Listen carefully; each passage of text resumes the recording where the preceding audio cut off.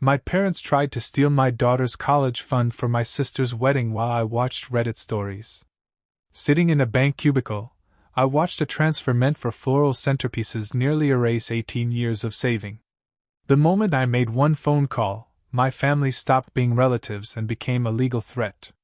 My sister tried to dump her kids in my apartment for 2 weeks, and I changed the locks. Reddit stories.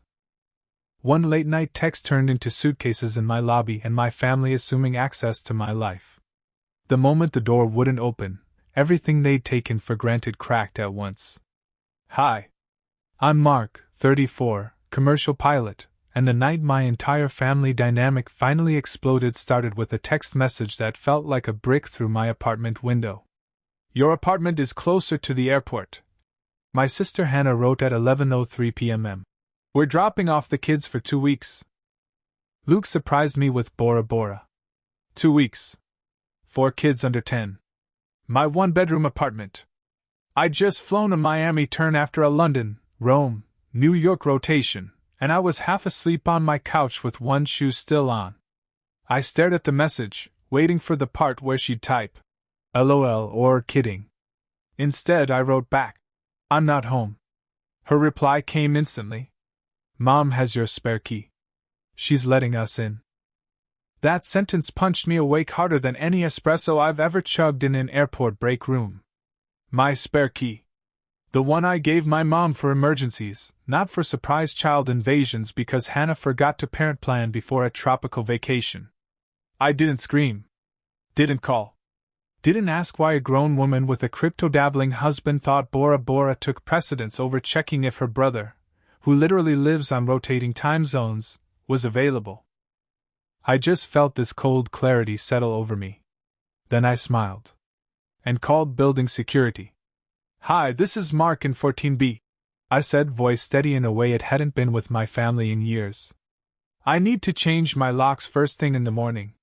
And effective immediately. No one goes upstairs unless I'm physically present. Not even family. The doorman sighed in a way that made me think he'd seen this movie before. You got it, Mr. Collins. When I hung up, my hands were shaking, not with fear, but with something close to awakening. Because here's the thing. On paper, I'm the success story of my family. First one to finish college, first to get a career with a union, steady income, travel benefits, the whole pilot mystique.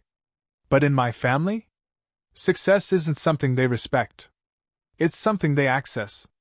Hannah's 4 kids, her chaotic life, her endless emergencies, all of it somehow always became my responsibility.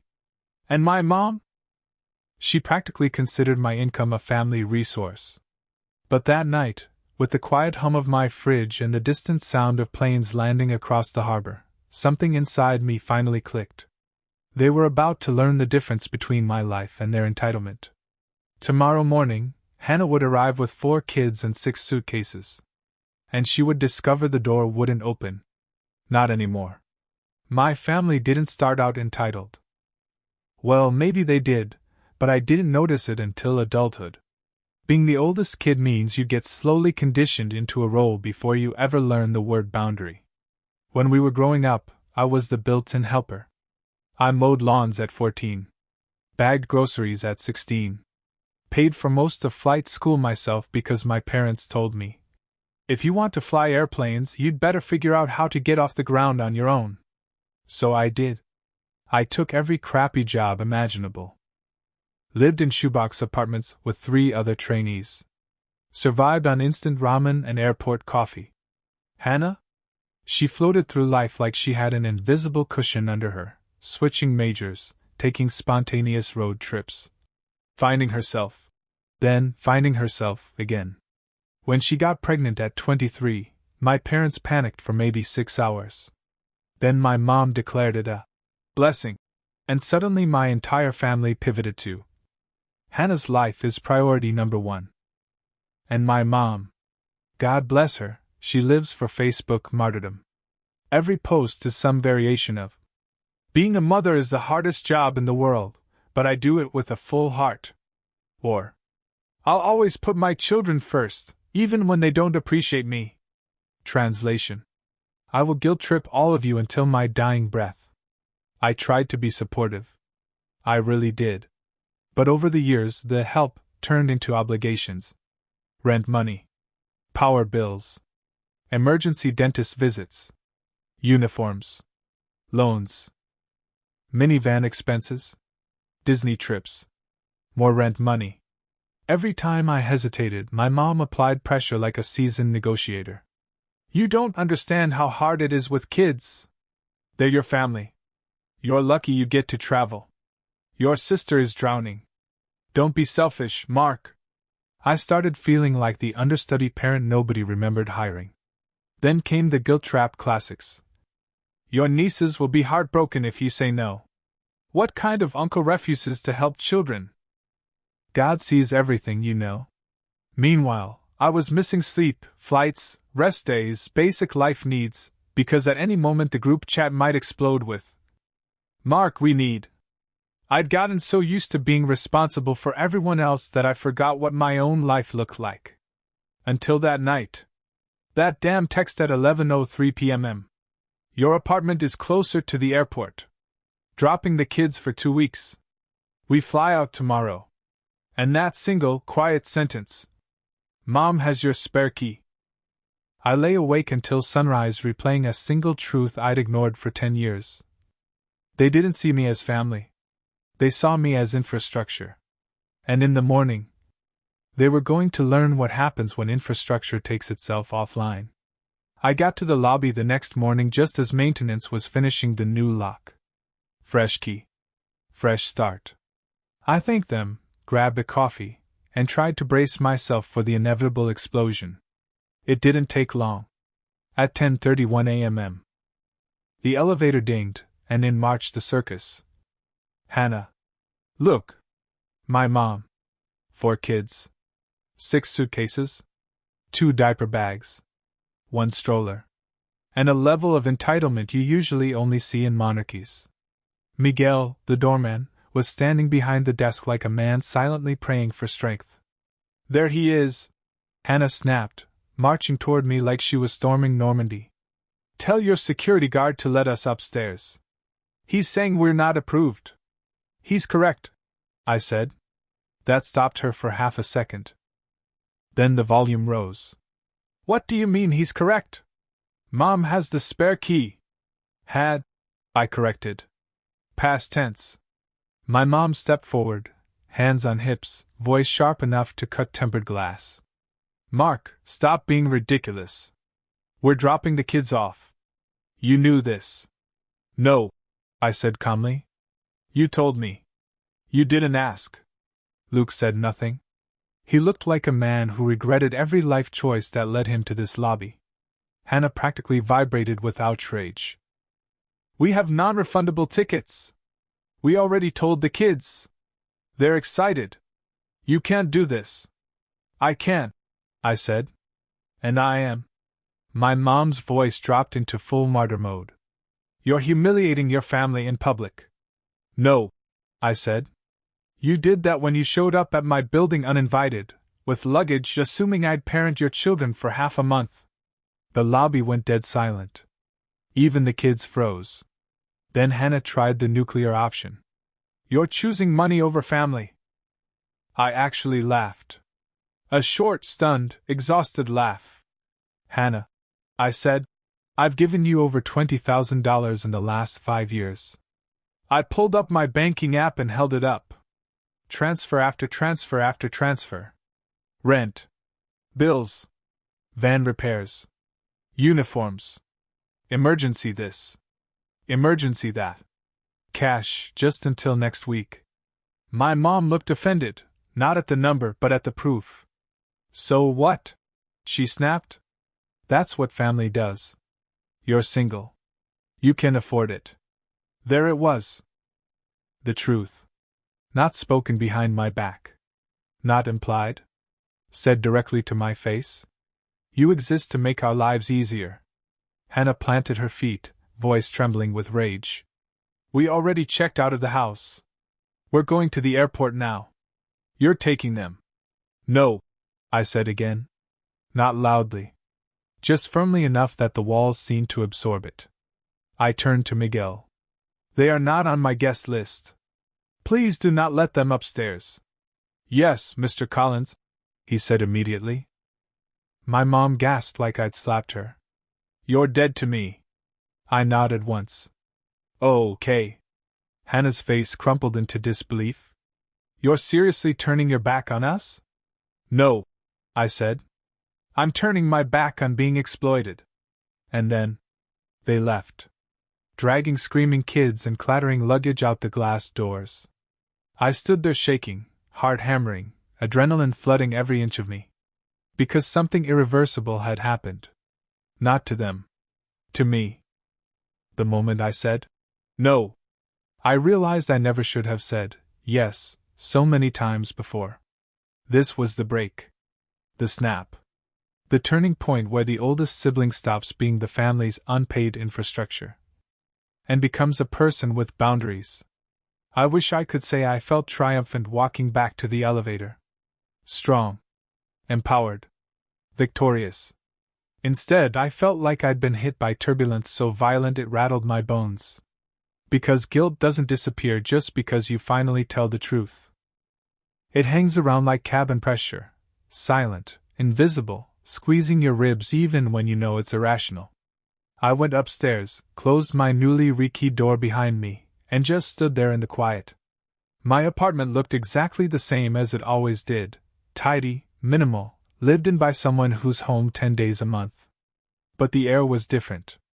It felt like the first time it had belonged to me. Then my phone buzzed. Mom.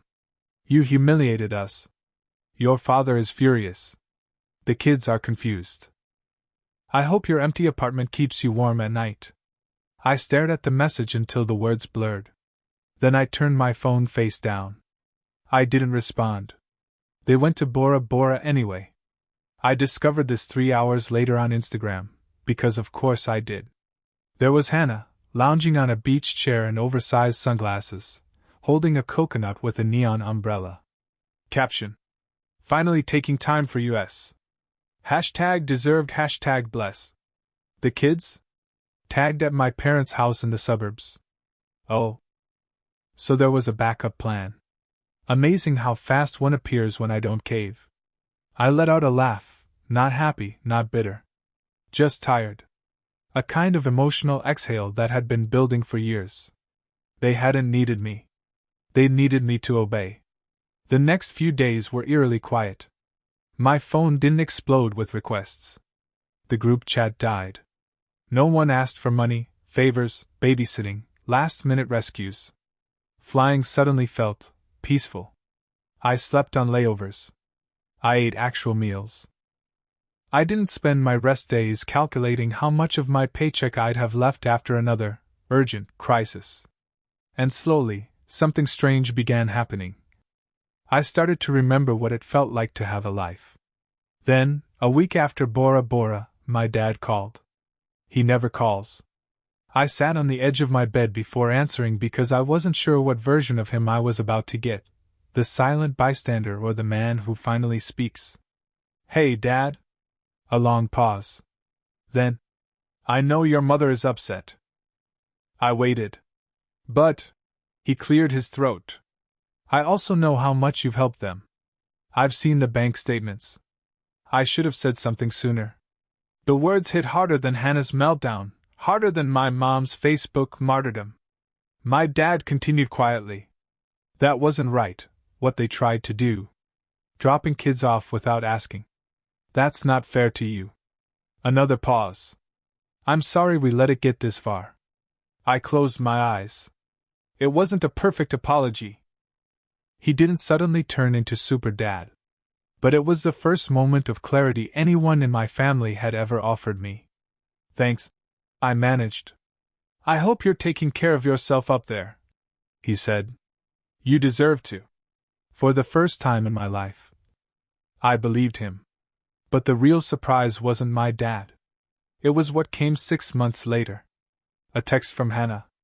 Just one line. I'm not asking for money. I froze. Then the next bubble appeared. We found a sitter. We budgeted. It sucked, but we did it. And then I shouldn't have tried to dump the kids on you. Luke said he'd lose it if someone did that to us. I stared at the message, stunned. She didn't apologize. Not exactly. But for the first time in her adult life, she accepted responsibility. I wrote back. I'm glad you figured it out. And I meant it. Because it finally hit me. Saying no didn't destroy my family. It forced them to grow up. And it finally let me live my life as something other than their safety net. 6 months out from the lobby showdown, something strange had happened. The peace hadn't faded. It had settled. Like dust after a hard landing. No surprise emergencies. No surprise bills. No mask. Just checking on you, smiley face. Texts that inevitably turned into a request. Just quiet. I'd forgotten what that even felt like. It didn't happen overnight. At first, I kept waiting for the next crisis. Like turbulence you know is coming but can't see yet. I'd get a text notification and brace myself. But mostly it wasn't them. For the first time in years, my phone was simply mine. I filled my time differently.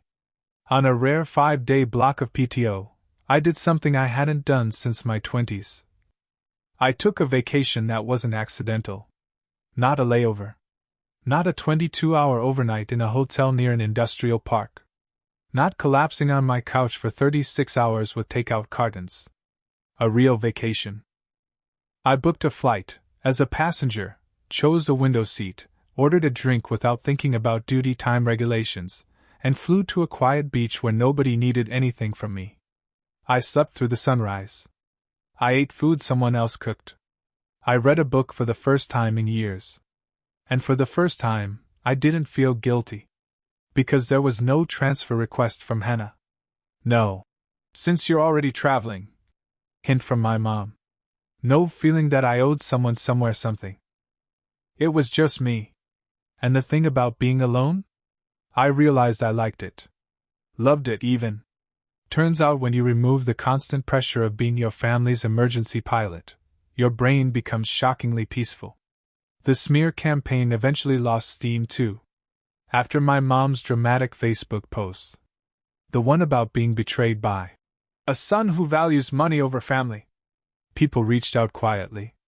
An aunt messaged me. Your mom said you threw 4 kids into the street. But then she let it slip she was watching them all week. So I'm just checking, are you okay? A cousin sent. You did the right thing. Boundaries aren't cruelty. Even my dad, in his quiet way, followed up a few weeks later. Your mother calmed down. I'm working on her. That meant more than he knew. Therapy helped too.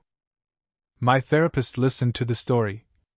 The lobby showdown, the years of financial drain, the guilt I still carried. And said a single sentence that split my world open. You were parentified, Mark. Your family treated you as a third parent, emotionally and financially, before you were ever an adult. The word hit me like a hard truth dropped from cruising altitude. Parentified. Not supportive. Not generous. Used. And for the first time in my life, it didn't feel dramatic to admit that. It felt accurate. One by one, I unwound the traps I hadn't realized I was caught in. I canceled the recurring. Just in case. Transferred to Hannah. Closed the emergency card she still had access to. Moved my spare key to a lockbox only I knew the code for. Updated my will so that if something happened to me, my assets wouldn't funnel straight into the same entitlement vortex. Tiny steps, but each one felt like taking back acreage of my own life. I'd always been flying, but this was the first time I felt free. And then, just when I thought the story had settled, something happened that I didn't see coming. A call from my airline's cruise scheduling manager. Mark, you've been requested for a special assignment, she said. Long-term. High-profile. Only offered to pilots with exceptional professionalism and no performance issues. I blinked. What kind of assignment? She smiled over the phone. You'll find out if you accept. But trust me, this is the kind of thing that changes careers. A slow, steady warmth spread through my chest. For the first time, something big was happening in my life. That was for me. Not for them. Not because they needed something. Because I'd earned it. And because I was no longer too drained to step into it. The special assignment turned out to be exactly the kind of career move pilots dream about but rarely get a shot at, unless they know someone, marry someone, or have a last name that means something in the industry. I had none of that. What I did have was 15 years of spotless logs, 0 disciplinary write-ups, and a reputation for staying calm even when passengers were screaming, engines were whining, and turbulence was doing its best to shake the fillings out of my teeth. In other words, I was dependable. The very trait my family used against me was the trait that finally opened a door. The assignment was for a brand new international route launch, Tokyo to New York, a premium service with new aircraft, curated crew, and only the most PR-friendly pilots allowed in the cockpit. They offered me the co-captain seat for the inaugural month. Translation: my airline was putting me on the poster. The pay bump wasn't small either. Nor was the prestige. I called my therapist on the way home. "This is what happens," she said, "when you stop letting other people drain you dry. You finally have room to receive what you're actually worth." I didn't cry, but I did have to pull over for a minute. My family found out almost immediately because of course they did. The post hit the company's social media page. "Captain Mark Collins joins our new Trans-Pacific expansion team." Full uniform. Full smile. Full visibility. Hannah texted first. "Hannah, why didn't you tell us you made captain?" I didn't reply. 10 minutes later. "Hannah, Mom is upset. She says this is a huge milestone, and you didn't even think to call her." Another message. "Hannah, she says you're shutting us out?" The irony nearly made me laugh. They'd shut me out for years, my needs, my time, my boundaries.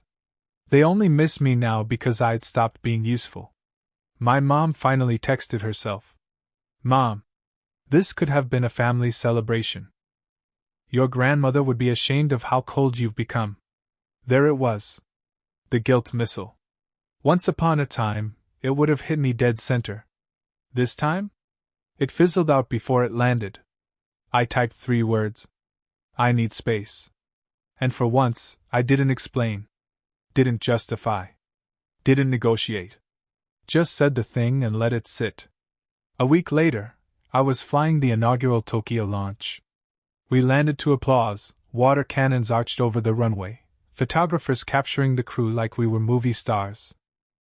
When I stepped off the jet bridge, 3 airline executives shook my hand like I'd cured jet lag worldwide. And then, a passenger approached me, maybe early 50s, business suit, calm eyes. "You handled that crosswind landing beautifully," he said. "Have you ever considered training captains?" I blinked. "Me? A trainer?" He smiled. "I can tell when someone has the temperament. Think about it." He handed me his card. Director of Flight Operations. It was the kind of opportunity pilots spend decades chasing. And I wasn't drained. I wasn't split between obligations. I wasn't exhausted from fighting guilt. I actually had the bandwidth to say, "I'll think about it." Truly. That night in my hotel room, I lay on the bed staring at the ceiling, something warm gathering in my chest. Not pride. Not revenge. Not relief. Peace. Peace from knowing that stepping away from my family's dysfunction hadn't destroyed anything. It had allowed room for better things to grow. I didn't need a family who only valued me for my paycheck. I had a life now. A career. A future. A self. And the cockpit felt different now, not like an escape, but like home. A place I finally flew toward, not away from. 3 weeks into the new Tokyo rotation, I noticed something strange. My shoulders didn't hurt anymore. It took me a minute to connect the dots, but eventually I realized what changed. I wasn't bracing all the time. Bracing for the next request. Bracing for guilt. Bracing for Hannah's emergencies masquerading as Small favors. Bracing for my mom's emotional landmines. Flying long haul still wrecked my circadian rhythm, sure, but for the first time in years, I wasn't exhausted in my soul. Peace feels physically different. No one tells you that. The next shift in my life came quietly. I was sitting in a Tokyo hotel lounge, sipping the kind of coffee that tastes like a religious experience compared to the sludge we get in crew rooms, when a familiar voice startled me. "Mark Collins?" I turned. It was Emily Chin, one of the senior flight attendants I'd flown with a dozen times over the years, sharp, funny, calm under pressure, the type of person who could soothe a panicking passenger and shut down a creepy one without breaking stride. We chatted about the route, the new aircraft model, the chaos back at the main hub after some equipment glitch. It was easy, comforting in a way I hadn't felt in a long time. Then she said, "You seem lighter." I huffed a small laugh. "Therapy, boundaries, and sleep. Turns out that combination is not overrated." She gave me one of those looks. Not flirty, not awkward. Just deeply human. "Well," she said, "whatever you're doing, it looks good on you." I tried to play it cool, but my face apparently didn't get the memo. She smirked. I pretended I wasn't flustered. She pretended not to notice. We ended up eating dinner together that night. Then again the next week. Then again on the next rotation. Nothing heavy. Nothing rushed. Just two people who'd spent years brushing past each other suddenly looking long enough to see something real. It felt adult. Healthy. Unforced. The opposite of my family dynamic in every possible way. Meanwhile, back home, the silence from my mother had shifted. Not thawed, shifted. She wasn't sending guilt missiles anymore. She wasn't drama posting on Facebook. Instead, she sent a message that surprised me. "Mom, your father said you're doing well? That's good. No apology. No accountability. But no venom either." For her, that was practically a peace offering. I typed, then deleted, then retyped. "Thanks. I'm doing better." 10 minutes later. "Mom, I hope someday things calm down." It wasn't a bridge. But it wasn't a bomb either. Hannah, on the other hand, was in her own arc. She'd stopped asking for money. Stopped fishing for guilt. Stopped playing the victim. Once every few weeks, she'd send something small. A picture of the kids at a school event. A quick note about her new budgeting system. A recipe she thought I'd like. Sometimes I responded. Sometimes I didn't. But the tone was different. Less entitled. More human. It wasn't reconciliation. But it wasn't war. Boundaries weren't breaking the family. They were rebuilding it, piece by cautious piece. The biggest surprise came during one of my flights home. As we taxied to gate, the captain switched on the cabin mic and made the usual announcements. Arrival time, weather, welcome home. Then he added, "And congratulations to First Officer Collins, who has just been nominated for Flight Deck Leadership Excellence." I froze. Then the flight attendants cheered softly through the interphone. Passengers clapped without knowing why. I sat there in the cockpit, headset half off, unable to speak. Leadership excellence. The thing my mother said I didn't have. The thing Hannah said I wasted. The thing Warren said wasn't in me. And here I was. Halfway around the world. Being recognized for exactly the thing they insisted I'd never be. It didn't feel like revenge. It felt like truth. Later that night, after I got home, I sat on my balcony with a mug of tea and a blanket wrapped around my shoulders. For once, the quiet wasn't heavy. It was full. Emily texted me a photo of the moon from her hotel room in Tokyo. A silly, same sky, different city kind of thing. I smiled. Really smiled. I wasn't responsible for anyone's survival anymore. And in the space that freed, my own life had finally started growing. Stronger. Steadier. Simpler. Mine. A few days after the leadership nomination, I was back in the air. A standard transcontinental run, nothing cinematic, Nothing chaotic, nothing requiring me to put out metaphorical fires. In other words, a completely normal day. It felt foreign. I'd spent so many years primed for crisis that stability felt like turbulence in reverse. Smooth air I had to get used to trusting. We landed early, ahead of schedule. Passengers clapped. The universal sign of, "We didn't die! Hooray!" As I stepped into the terminal, my phone buzzed. Not with a demand. Not with a guilt trip. Not with a crisis. A message from my dad. "Dad, you got that award thing your captain mentioned? Good job, son." I stopped walking. It wasn't an apology. It wasn't elaborate. It was 4 simple words I'd never heard from him before. Good job, son. Not "you're lucky." Not "we need you." Not "help your sister." Not "you owe the family." Just acknowledgement. Pure.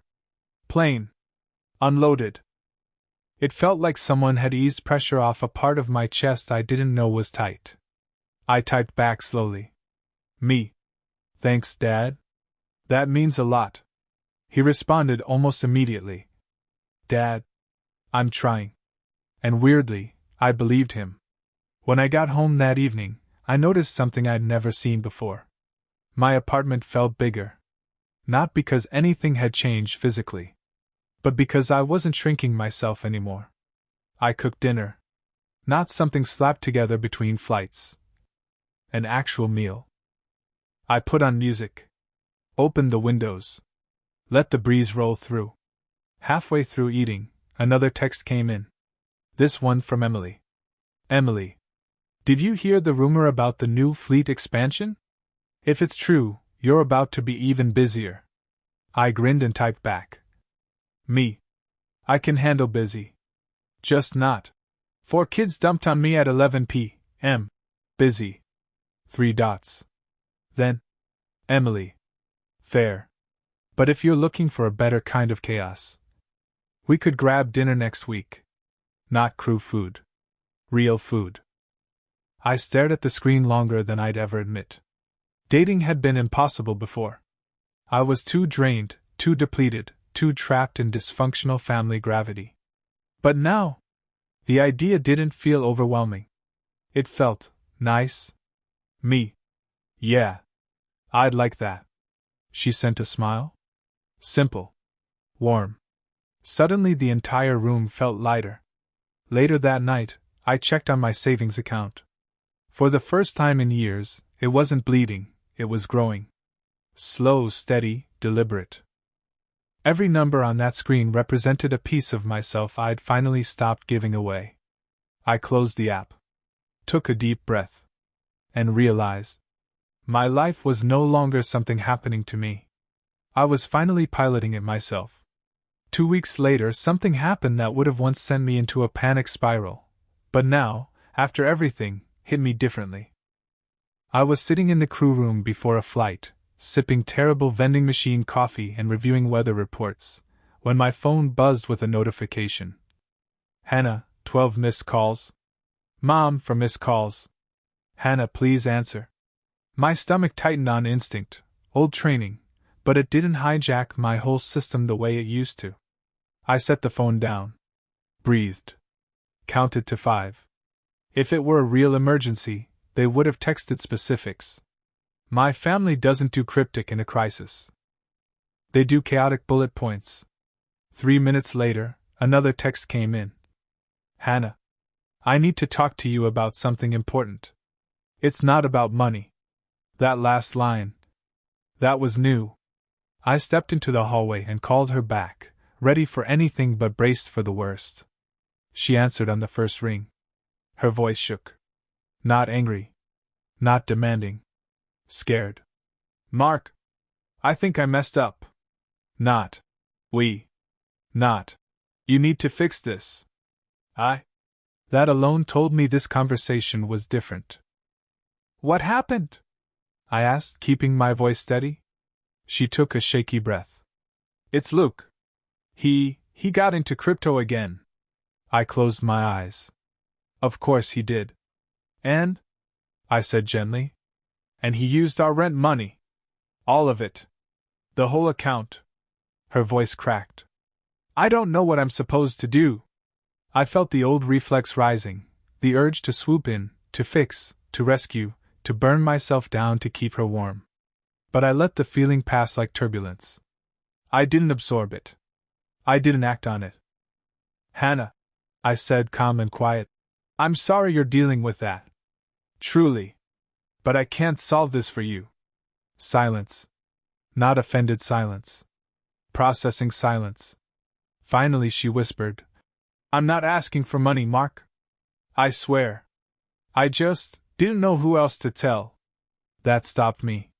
Because for the first time in our entire lives, she didn't see me as an ATM.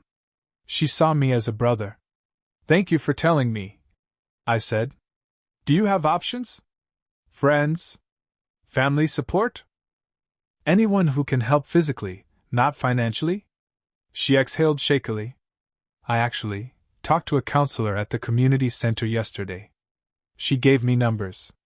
I'm going to call them. I stood there in the hallway stunned. Hannah asking for help, from professionals. Not me. Not Mom. Not whoever she could emotionally corner. That's a good step, I said. I'm proud of you. She sniffed. I wanted to tell you because I'm trying. I'm trying not to dump everything on you anymore. And for the first time in our adult lives, I believed her. Thank you, I said gently. That means more than you know. We stayed on the phone another minute, nothing heavy, just human. I'll figure it out, she said. And I knew she would. Because she finally had to. When I hung up, I felt something unexpected. Not guilt. Not responsibility. Not dread. Closure. Not because the story was finished, but because the dynamic had changed. For her. For me. For all of us. I headed to my gate, lighter than before. As the jet bridge door closed behind me, I realized something. This whole time, I thought protecting myself meant losing my family. But setting boundaries didn't kill anything important. It just killed the dysfunction. The people were still there. And the ones who wanted to grow actually began to. I took my seat in the cockpit. Checked my instruments. Settled in. My life wasn't just stable now. It was climbing. A month later, on a chilly Saturday morning between flights, I found myself doing something I hadn't done in years. Sitting in my own apartment, drinking coffee slowly. Not rushing. Not packing. Not calculating how many hours of sleep I could squeeze in before reporting time. Just existing. I'd almost forgotten what that felt like. Halfway through my second cup, my building's front desk rang. Mr. Collins? You have a visitor. My stomach clenched, old reflex again, but the doorman added quickly. She's not coming up unless you approve. Good. The system worked. Who is it? I asked. He lowered his voice. Your mother. I inhaled sharply through my nose. Of all the people I'd expected to appear in my lobby, she ranked near the bottom. Is she alone? I asked. Yes, sir. No Hannah. No kids. No suitcases. That alone made this different. I thought for a moment. Every muscle in my back was tense, but I surprised myself. Send her up. A few minutes later there was a knock, soft, hesitant, nothing like the woman who'd once stormed into my life like every door was hers to open. I opened mine. She looked older. Not dramatically. Not frail. Just tired in a way I hadn't seen before. The kind of tired that comes from finally realizing the person you treated like a permanent safety net has actually stepped away. Hi, Mom, I said. She opened her mouth, closed it, then opened it again. Can I come in? I stepped aside. She walked in slowly, studying the apartment like she was seeing it for the first time, not as a resource, not as territory, but as a space that actually belonged to someone else. Your place is nice, she murmured. It's peaceful, I said. She nodded, eyes flicking around, settling nowhere. For a long moment neither of us spoke. Then she sat on the very edge of the couch. Not sinking into it, not claiming it. Just perching. "I've been talking to your father," she said finally. That was new. My dad usually avoided emotional conversations like turbulence. "He says?" She swallowed. "He says I owe you an apology." My chest tightened. She continued before I processed it. "I told him I didn't know how to give one." There it was, raw honesty from the least introspective person I knew. She wrung her hands. "I'm not good at admitting things. Or letting go of control. Or," her voice wavered, "or not getting my way." It was the closest she'd ever come to naming her behavior. "I pushed you," she said quietly. "Too hard. For too long. Because it was easy. Because you always said yes. I didn't speak. I let her keep going. And when you finally said no..." Her eyes glistened. "I felt like you were abandoning the family. But that wasn't fair. You weren't abandoning us. You were just choosing yourself." She looked down. "I didn't teach you how to do that. And I'm sorry." The words hit harder than I expected. Not because they erased everything. They didn't. But because they were real. Unpolished. Uncomfortable. Vulnerable. "My mother doesn't do vulnerable." "Thank you," I said softly. She nodded, swallowing. "I don't expect things to go back to how they were." "Neither do I." Another nod, this one relieved. "I just..." She exhaled shakily. "I don't want to lose my son." For the first time in years, something inside me cracked, not in pain, but in release. "You didn't lose me," I said. "You just don't get to own me." She let out a breath that shuddered at the end. "That's fair." Another pause. Then, "Would it be okay if we started over? Slowly?" Not a demand. Not an assumption. A request. A small, imperfect olive branch.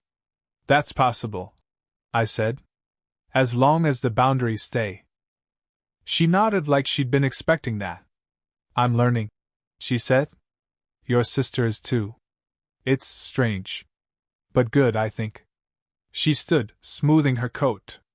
"Thank you for letting me come up. Thank you for coming the right way," I said. She managed a small laugh.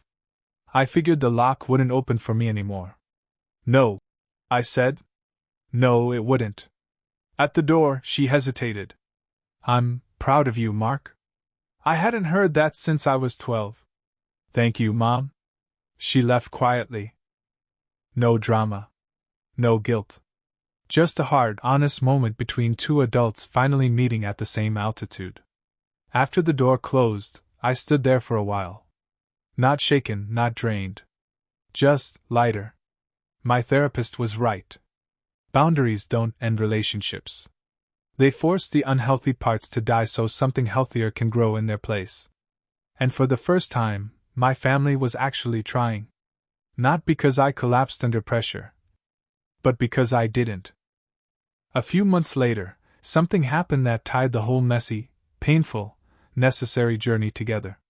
I was flying a late evening route, clean air, steady stars, the kind of flight that feels like the sky is giving you grace.